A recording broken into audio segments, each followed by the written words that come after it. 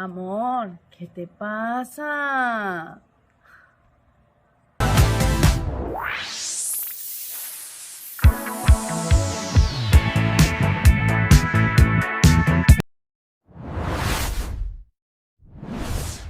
Pero entonces la gente de mi generación, The X-Men, entonces somos la generación en la cual nuestros abuelos y bisabuelos eran de esas décadas, de los 50, 60, asumiendo ese rol de papás, ¿cierto? Entonces digamos que eran así, más serios, más enfocados en el tema de trabajar y proveer, básicamente. No estaban enfocados en el tema de entender la problemática interna de la familia, ni en ser sentimentales, ni en ser cercanos, ni amorosos, aunque lo eran, yo se los dije hace un momento, ¿cierto? Pero no era su rol fundamental, ¿listo? En cambio, las mamás estaban en todo eso, en la parte de ser amorosas, cercanas, en el tema de estar siempre pendientes, cuidando, consintiendo, escuchando a los hijos, ¿cierto? Ese era el panorama que se vivía en la década de los 50, 60, básicamente. ¿Listo?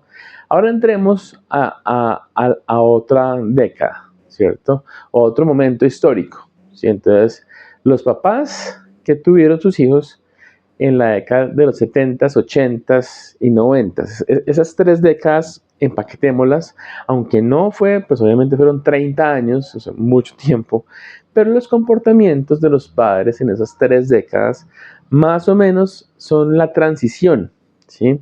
Para llegar a lo que es hoy en día. Entonces pónganle cuidado a esto. Mis papás, ¿sí? Yo nací en los 70s, yo nací en el 76, básicamente, ¿listo? A mediados de la década de los 70s, ¿listo? Mis hermanos nacieron en los 80s, ¿sí? Mi hermana en el 80, no saquen cuentas, mi hermana en el 81, mi hermano en el 83, ¿sí? Entonces somos personas que estamos ubicados en esa época, nacimos en los 70s, 80s, ¿sí? Entonces los padres de ese entonces seguían teniendo los roles muy definidos, sin embargo, esa concepción de los roles de papá y mamá empezó a cambiar también, ¿sí? Entonces decimos que las mamás ya empezaron a tener la posibilidad de también ser las que salían a buscar trabajo, ¿sí? Y conseguían muy buenos trabajos porque también derivado de que ya podían estudiar, ya eran profesionales también como los papás, entonces las mamás trabajaban también y el papá obviamente dejó de ser tan lejano, rígido allá y también empezó a ser un papá más cercano. Ese fue mi caso. Mi papá, ¿sí? Si hablamos de quién regañaba más o de quién corregía más, cuando éramos niños, era mi mamá. Mi mamá era más brava. ¿Sí? Mi mamá era la que regañaba más. Yo de hecho me acuerdo mucho que con mi hermana de pequeñitos, mi mamá nos regañaba y poníamos bravos con ella y nos sentábamos al frente de la puerta de la entrada de la casa, 2 horas sentados ahí a esperar a que mi papá llegara para darle quejas. Y él llegaba, nos abrazaba, nos consentía, entonces nos decía, no, tranquilos, no sé qué. Entonces fíjense que es como un vuelco, ¿no? El papá consentidor, amoroso, mi papá jugaba conmigo a las espadas, tenemos un apartamento con una terraza, me acuerdo, y nos salíamos allá hasta por la noche a jugar con espadas, porque pues era la época de, no sé, yo me imagino que yo veía en la televisión al rey Arturo, yo, sabrá Dios qué es lo que veía, pero me gustaba jugar a las espadas. Entonces, mi papá salía conmigo a la terraza y jugábamos a espadas. Entonces mi papá era muy cercano con nosotros, ¿cierto? Sin embargo, pues obviamente se mantenían esos roles, digamos, socialmente establecidos. ¿Sí? O sea, no era una cosa tan marcada como ahora que pues puede ser mucho más libre. No, ahí seguía siendo, mi mamá era la que estaba a cargo, digamos, de hacer la comida en la casa, ¿sí? Entonces hacía la comida, nos la servía a nosotros, unos comían muy bien, yo comía mejor que mis hermanos, no comían tanto, mi mamá se ponía brava, tienen que comer, bueno, todo eso. El rol del manejo de la casa seguía estando a cargo de la mamá, ¿cierto? La mamá era la que administraba, ¿sí? Entonces mi mamá se ponía brava porque nos portábamos mal, nos regañaba, ¿cierto? Y mi papá, obviamente, también, o sea, trabajaba, llegaba a lo que les decía. El simple hecho de que lo esperáramos sentados ahí a que él llegara era porque él no estaba durante el día, estaba trabajando. Entonces, eso no había cambiado, seguía siendo lo mismo. Si el papá era el proveedor mayoritario, si aunque la mamá ya proveía algo, el papá proveía más, quizá, o era su rol fundamental todavía, y todavía estaba la mamá a cargo del manejo interno, de esa administración de la casa internamente, ¿sí? Entonces, cuando ya existía, digamos, empleada del servicio, ¿cierto? Entonces, quien le daba las instrucciones a la empleada era la mamá, ¿cierto? El papá no hablaba casi con la empleada, la saludaba, bueno, buenos días, ¿cómo está? Sí. Pero quien le daba a la empleada del servicio las instrucciones era la mamá, ¿sí? Y la señora le rendía cuentas, era la mamá de uno, ¿sí? Y eso existe hasta hoy en día, me pasa a mí en la actualidad, cuando eso todavía sigue totalmente así.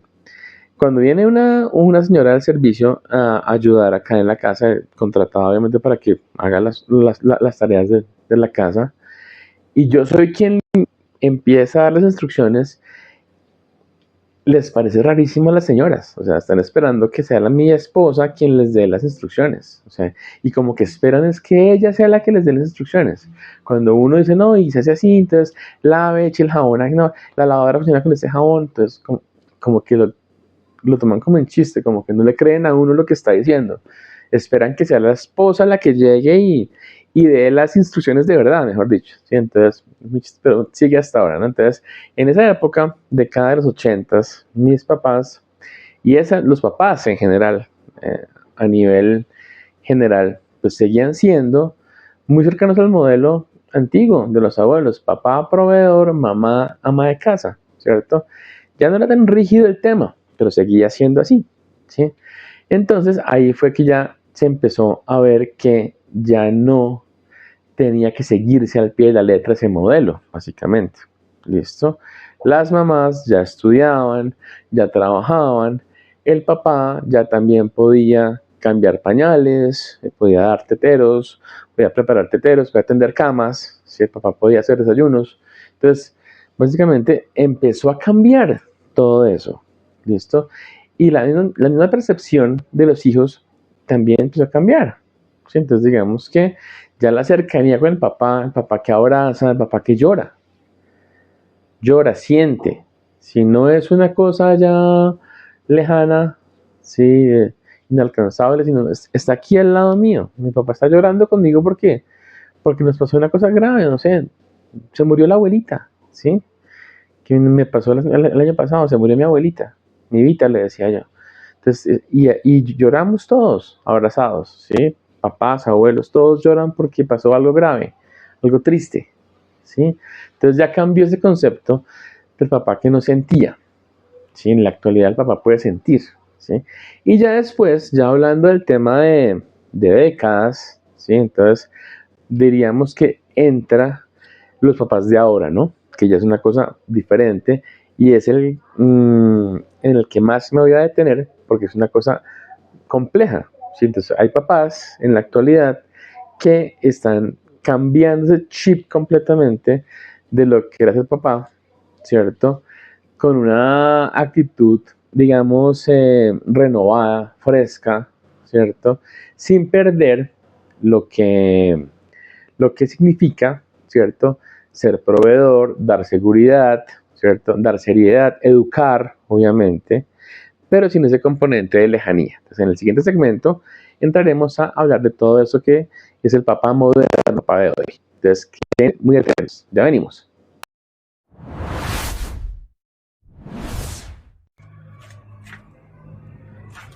Papá, ¿qué te pasa?